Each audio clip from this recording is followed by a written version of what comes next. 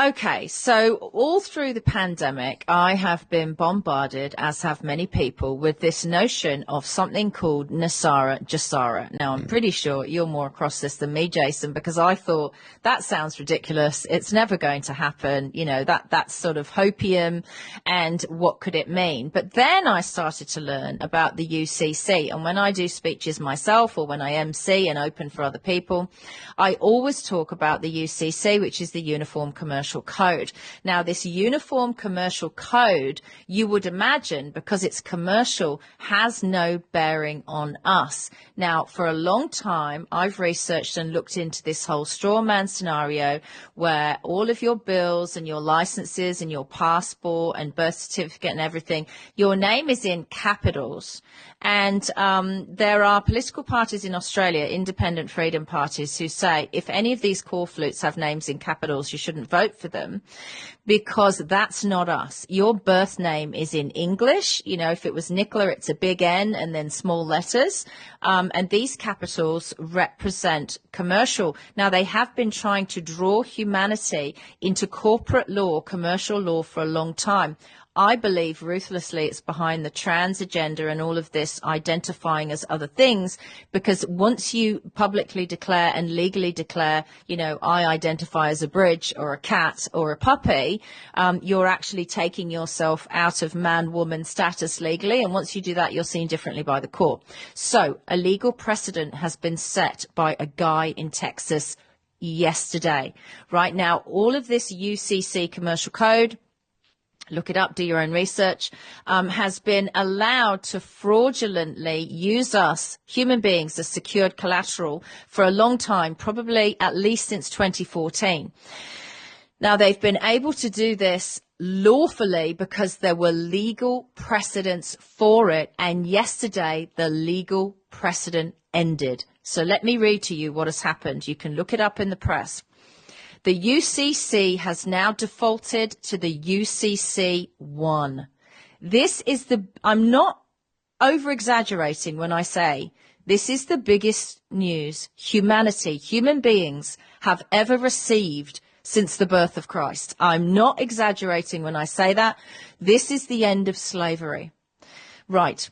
So basically, the headline is mankind is free.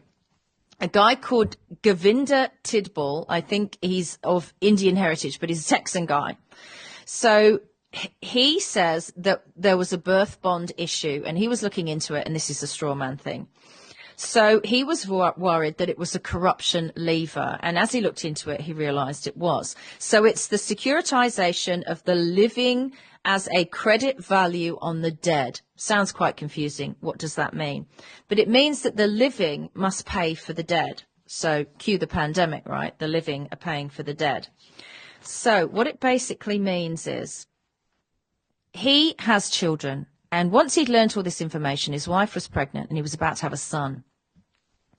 When the son was born, because he'd learnt all of this, he, in his birth plan that he gave to the hospital, part of the birth plan was that the family get to keep the cord and the placenta. This is going to sound crazy, but this is what's happened with this UCC 1. Because he'd learned that the UCC, the Uniform Commercial Code, and courts in America had deemed the cord and the placenta, which at the time of birth are alive. They then ask you they say to you, would you like to cut the cord? In the moment that you say yes and you cut the cord and the placenta become a deceased twin of the living baby.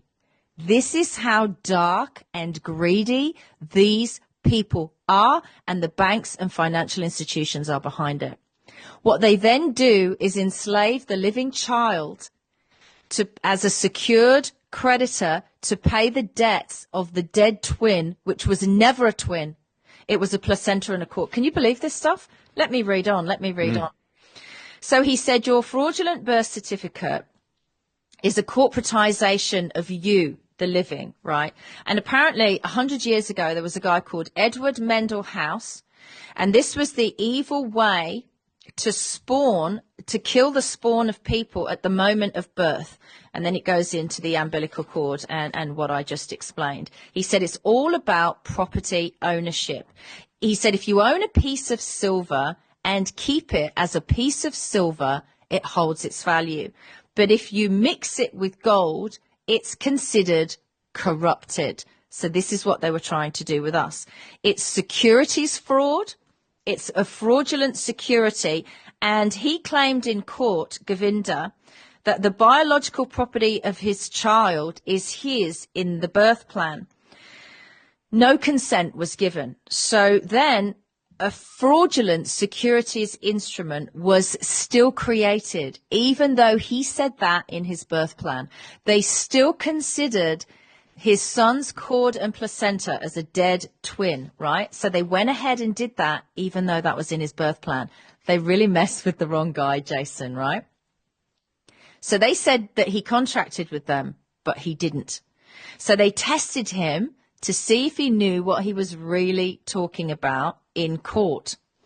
So he believes, he said in court, that we're here to live and experience this planet and serve God, not as collateralization, right? So they make us the collateralization of the living, and that he's created a legal instrument so it's no longer in their hands. He has legally removed it. So it's now known as a public fraud. It's called a perfected claim. You're all going to have to research this on your own. I can actually put a link in of him describing this much better than I, right? These are just the headlines of it. So something called a final declaration has occurred under law. It is now a fact in law, and there is no debate. Anyone can see it. Anyone can bring it into any court case that they have, anyone they like, anywhere in the world. They are now, these people, the financial institutions, are now the debtor of the living. It's been flipped in UCC 1. It's a reversal, and Nesara Jasara is apparently now lawful, and in essence. So there is a criminal and a fraudulent side to what they've done. So as per the RICO code in America, people must be paid triple times 3 what was taken from them when they were used as secure collateral. Now, people our age, Jason, in their Sestakave trust, which is this secure collateral on our lifetime of work, paying the debts of the dead, is approximately, can be up to $1 billion. So they would owe each individual in that case $3 billion. That's what this case defines. It's called a legal precedent under the US code and the UCC code. This is all factual. You're going to die when you see the clip. It's what he said. It's why Doge exists. Doge is using this instrument now.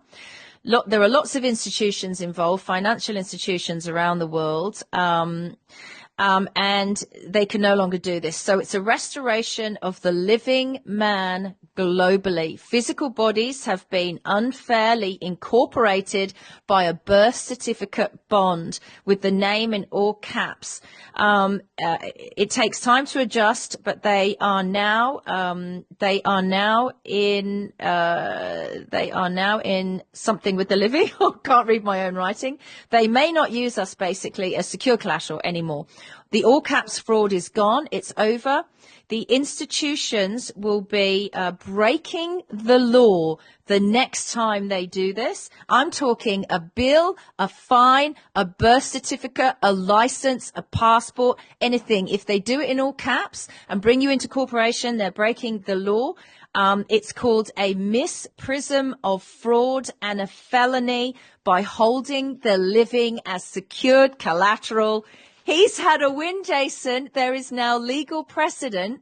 They can't do this to us anymore, and it's the end of slavery. Happy Easter. How about the timing?